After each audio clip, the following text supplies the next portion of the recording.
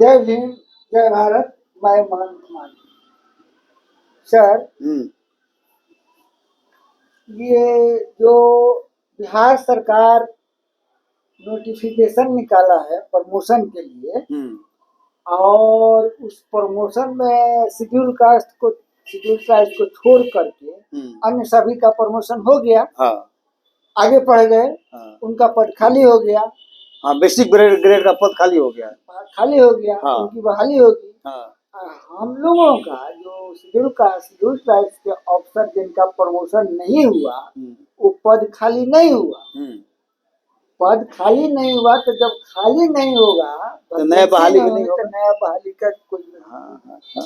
दूसरी बात जो ये कह दे रहा है, लोग दूसरे को भ्रम फैला रहा है नवयुवकों में कि ये प्रमोशन के लिए लड़ाई लड़ी जाती है, हम लोगों को कोई इफेक्ट नहीं हो रहा है।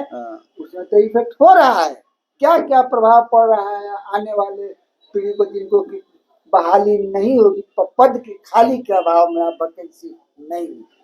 पहला देखिए, पहला तो बैड इफेक्ट ये होगा कि उच्चतर पदों पर, क्योंकि जब भी प्रोन्नति होता है तो उच्चतर पदों पर होता है, और उच्चतर पद जो है ज्यादा प्रभावशाली होता है, निर्णायक होता है, सक्षम होता है, सशक्त होता है।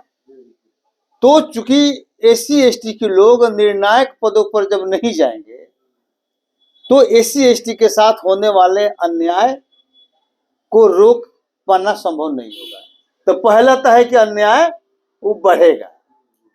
अन्याय को जो रोकने के लिए जो व्यवस्था संविधान में प्रतिनिधित्व का व्यवस्था डॉक्टर अंबेडकर ने किया है, तो अगर उच्च पदों पर, प्रभावशाली पदों पर, निर्णायक पदों पर एससी एसटी के लोग नहीं जाएंगे तो समाज के साथ अन्याय नहीं रुकेगा, अन्याय और बढ़ेगा। पहला तो ये इफेक्ट हुआ। दूसरा, जब एससी एसटी के लोग मूल पद से, अपने पद से ऊपर प्रोन्नत नहीं होंगे तो नीचे वाला पद खाली नहीं होगा। जो प्रोन्नति होगा तो नीचे वाला पद खाली होगा। तो जब नीचे वाला पद खाली नहीं होगा, अब सरकार अफरा तफरी में वो भी पद को भरने के लिए भी जो जिस तरह से चला हुआ है कि सभी पदों को भर दिया जाए, तो जो वैकेंसी निकलेगा तो स्वाभाविक है कि एससी एसटी का वैकेंसी कम होगा, क्योंकि आपका पद दिखते नहीं हुआ, आप तो नीचे ही पद पर रह गए। तो दूसरा सबसे बड़ा प्रभाव मान लीजिए ये पड़ेगा कि जो नई बहाली होगी, नए छात्रों को, नए युवकों को जो रोजगार का अवसर मिलने की बिहार में बात है, और लोगों को तो मिलेगी, लेकिन एससी और एसटी को रोजगार नहीं मिल पाएगा। उनका वांछित रोजगार जो है उनसे दूर होना पड़ेगा। तो दूसरा इफेक्ट मान लीजिए कि ये पड़ेगा।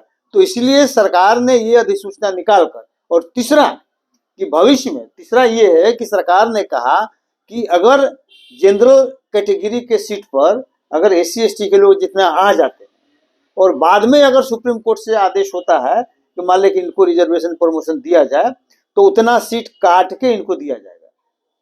ठीक है, इसका मतलब है कि जो परंपरा है, जो मान्य सिद्धांत है रिजर्वेशन का, कि जो शेड्यूल कास्ट चाहे आरक्षण श्रेणी के जो लोग हैं, अगर जनरल कैटेगरी में अगर उनका चयन होता है तो उनकी गिनती जनरल कैटेगरी में नहीं होगी, बल्कि उनकी गिनती वहां जनरल कैटेगरी में होगी, मतलब उसको रिजर्व कैटेगरी में गिनती नहीं होगी। ये मान्य नियम है, ये मान्य प्रावधान है, ये संवैधानिक प्रावधान है और कोर्ट का भी प्रावधान है। लेकिन इसमें ये कर देने से क्या होगा कि अब आपकी गिनती कहाँ होगी? आरक्षित कोटि में ही होगी। इसका मतलब कि उल्टा रिजर्वेशन हो गया। रिजर्वेशन दिया गया एससी एसटी ओबीसी को, लेकिन ये उल्टा रिजर्वेशन हो गया गैर आरक्षित वर्गों का, क्योंकि 49.5% वाले का जो रिजर्वेशन होगा उनके लिए रिजर्व मालिक हो जाएगा।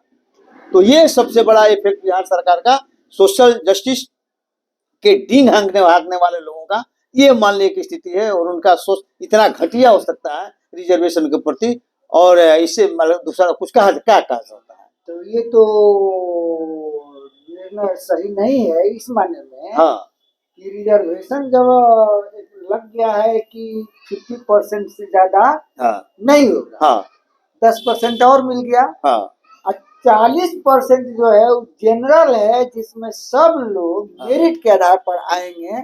तो उसमें शेड्यूल कास्ट भी आएगा? नहीं आएगा ना। नहीं आना चाहिए, आना चाहिए, नियम है। क्यों नहीं आएगा? तो उसमें भी जाएगा। नहीं, लेकिन इस सरकार ने जो नियम निकाल दिया, कहा कि आपकी गिनती जब शेड्यूल कास्ट में हो जाएगी तो स्वाभाविक है कि उनके लिए हो जाएगा। वो तो अन्याय है। एकदम बिल्कुल बेईमानी है, बदमाशी है और सामाजिक न्याय के साथ धोखाधड़ी है।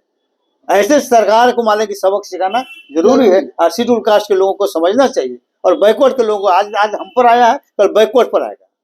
क्योंकि बैकवर्ड का अभी जानते हैं दिक्कत क्या हो रहा है, क्योंकि बैकवर्ड क्लास के लोग ही जनरल कैटेगरी में ज्यादा जा पाते हैं।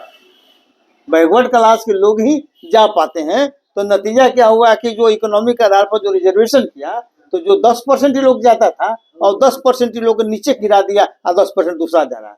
लेकिन इन लोगों को बात समझ में नहीं आती है। नेतृत्व करते हैं पिछड़ा वर्ग का, काम करते हैं सवर्णों का, उल्टा काम करते हैं, सोशल जस्टिस के विरुद्ध काम करते हैं। यही कारण है कि इन लोगों का गिराने का दिन आ रहा है। सोशल जस्टिस का नाम जपते हैं, है ना, राम नाम जपना पराया माल लपना वाला मानने की स्थिति इन लोग का हो गया है ना। तो ये लोग बड़ा मान लीजिए कि दुखद स्थिति है और ढोंग लोग हाँकते हैं, ये बड़ा दुखदायी है। समझना होगा समाज को। जब समाज समझेगा तो उनको तो कान पकड़ के मालक भगा देगा, है कि नहीं। तो खैर चलिए आज इतना ही। जय भीम, जय भारत, जय संविधान।